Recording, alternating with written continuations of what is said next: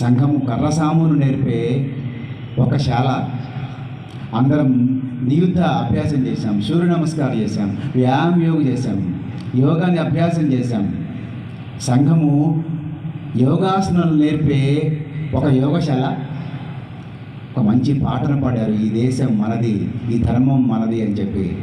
అంటే సంఘం మ్యూజిక్ నేర్పే ఒక మ్యూజిక్ స్కూలా? సంఘంలో వ్యక్తిత్వ వికాస తరగతులు జరుగుతూ ఉంటాయి. సంఘంలో సంఘము ఓన్లీ పర్సనాలిటీ డెవలప్మెంట్ అని చెప్పే ఒక ఉపన్యాసం ఇచ్చే ఒక పాఠశాల. సంఘము ఏం చేస్తుంది? సంఘము సమాజాన్ని కలిపే పని చేస్తుంది. సంఘము సజ్జన శక్తి జాగరణ చేస్తుంది. ఏంటి సజ్జన శక్తి జాగరణ? చిన్న పిల్లవాడు అమ్మ దగ్గరికి వెళ్ళి అడిగాడట, అమ్మ నాకు అరిసెలు తినాలని ఉంది, నేతి అరిసెలు చేసి పెట్టమని చెప్పి. అమ్మ వెంటనే ఏమందంటే, అలాగే నీకు చేసి పెడతాను, బజారుకు వెళ్ళి పాలు తీసుకురాయా అని చెప్పి. ఈ పిల్లవాడికి అనిపించింది, నేతి అరిసెలు చేయమని అడిగితే అమ్మ పాలు తెమ్మంటుంది ఏంటి అని చెప్పేసేసి వెళ్ళి తీసుకొచ్చాడు. ఏం చేసింది అమ్మ?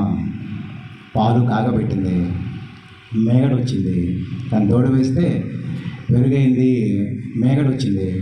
ఆ మేగడను చిలికి నెయ్యి చేసింది, ఆ నెయ్యితో అరిసెలు చేసింది. నెయ్యి ఎక్కడుంది? ఆ పాలల్లో ఉంది. సమాజంలో కూడా సజ్జన శక్తి ఉన్నది. ఎలాగైతే నెయ్యి ఆ పాలల్లో దాగి ఉందో, డాక్టర్జీ ఆలోచన చేశారు. ఎలాగైతే నెయ్యి పాలలో దాగి ఉందో, సమాజంలో ఉండే ప్రతి వ్యక్తిలో కూడా ఒక చైతన్యం ఉంది. కానీ ఆ చైతన్యము, ఆ ఆసక్తి తన కుటుంబం వరకే ఉంది, తన వరకే ఉంది. చిన్న పొట్టకు శ్రీరామ రక్ష, నేను బాగుంటే చాలు, నా కుటుంబం బాగుంటే చాలు అనే పరిధి నుంచి ఒక విశాలమైన పరిధికి మనుషుల్ని ఆలోచన చేసే విధంగా డాక్టర్జీ సంఘ శాఖని నిర్వహించారు. హైందవ శంఖారావం సమావేశం జరుగుతూ ఉన్నప్పుడు ఒక సమావేశంలో ఉన్నాను నేను. దాంట్లో మన కార్యకర్తలందరూ అనేక వ్యవస్థలు చేస్తూ ట్రాఫిక్ కంట్రోల్ వ్యవస్థని ఒక స్వయం సేవకులకి ఇచ్చారు. సుమారుగా ఒక 150 మంది కార్యకర్తలు దానికోసం నియమించబడ్డారు. ఆ సమావేశంలో మాట్లాడుతూ మన ప్రాంత ప్రచార గారు అడిగారు, ఒక మంచి మాట చెప్పారు ఆయన. మీరందరూ కూడా ఈ ట్రాఫిక్ని నియంత్రణ చేసే పనిలో ఉన్నారు,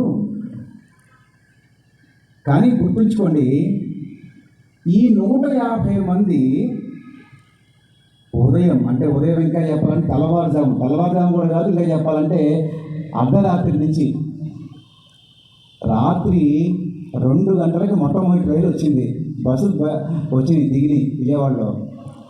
రాత్రి 2 గంటల నుంచి ప్రారంభం చేసి మరుసటి రోజు హైందవ శంఖారావం పూర్తయి చివరి బస్సు విజయవాడ దాటి వెళ్ళేంత వరకు అంటే రాత్రి 12 గంటలు. అంటే ముందు రోజు రాత్రి 2 గంటలకు ప్రారంభం చేసి మరుసటి రోజు రాత్రి 12 గంటల వరకు ఉండాలి పంచే. ఒక కార్యకర్త మొత్తం పూర్తయిన తర్వాత చెప్పారు, నేను 13 గంటల పాటు అలాగే నిలబడి ఉన్నానండి ఈ ట్రాఫిక్ కంట్రోల్ కోసం. మన ప్రాంత ప్రచారక మాట్లాడుతూ చెప్పారు, మీరందరూ ఇక్కడ ఉంటే ఈ కార్యక్రమానికి వచ్చిన లక్షలాది మంది జనం అదిగో అక్కడ గ్రౌండ్లో ఉంటారు, శంఖారావం స్థలంలో ఉంటారు. మీరు మీ పని వదిలిపెట్టి హైందవ శంఖారావం స్థలంలో ఉంటే ఆ వచ్చిన లక్షలాది మంది ఇదిగో ఈ రోడ్ల మీద ఉంటారు.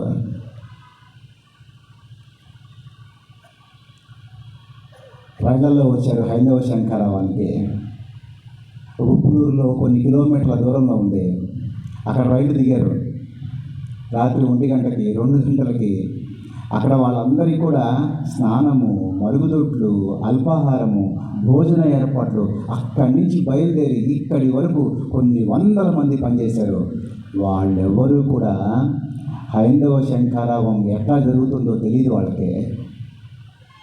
అక్కడ పెద్ద LED స్క్రీన్ మీద వందలాది మంది స్వామీజీలు కూర్చొని మన హిందూ ధర్మం గురించి, మన కర్తవ్యం గురించి తెలియజేస్తుంటే దాని గురించి పట్టించుకోకుండా వచ్చిన లక్షలాది మంది కోసం దాన్ని చూడకుండా ఇక్కడ కొన్ని వందలాది మంది కార్యకర్తలు పనిచేశారు. రైల్వే స్టేషన్స్లో, బస్ స్టాండ్లో, రోడ్ల మీద రాత్రి 12:30 నేను టోల్ గేట్ దాటాను.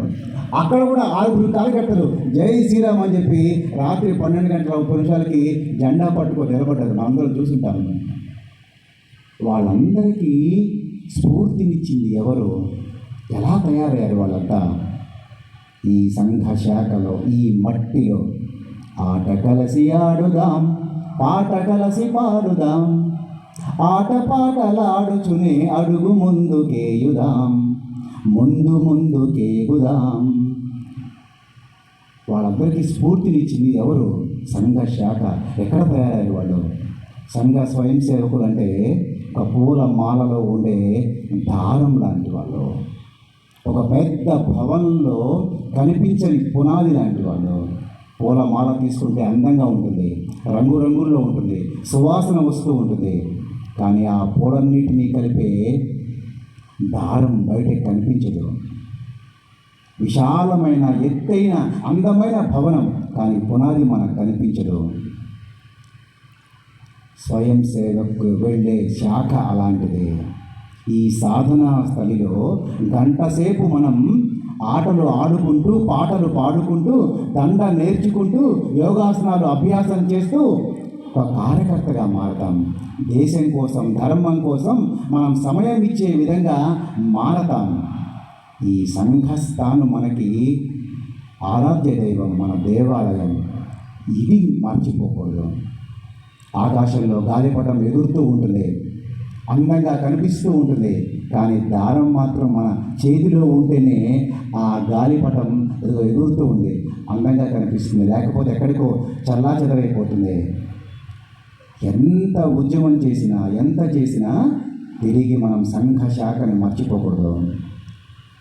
వీర సావర్కర్ శాఖ వచ్చారు ఒకసారి. ఇలాగే స్వాతంత్ర వీర సావర్కర్ డాక్టర్జీ జీవించున్న సమయంలో డాక్టర్జీ ఆయన అడిగారు, సావర్కర్జీ కొంచెం సేపు మా స్వయం సేవకులను ఉద్దేశించి మాట్లాడండి అని చెప్పి.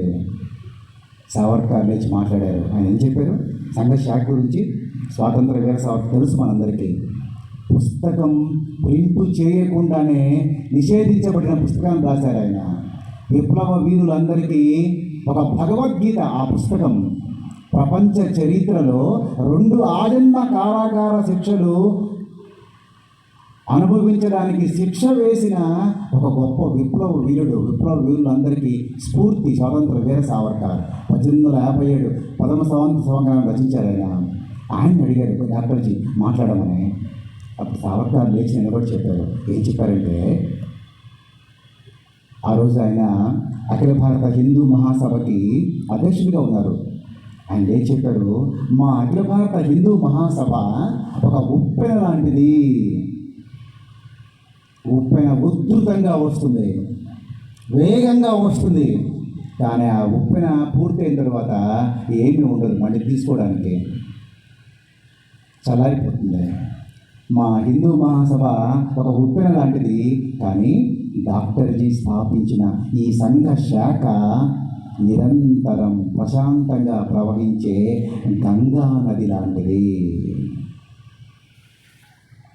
ఈ గంగా నది జీవనది.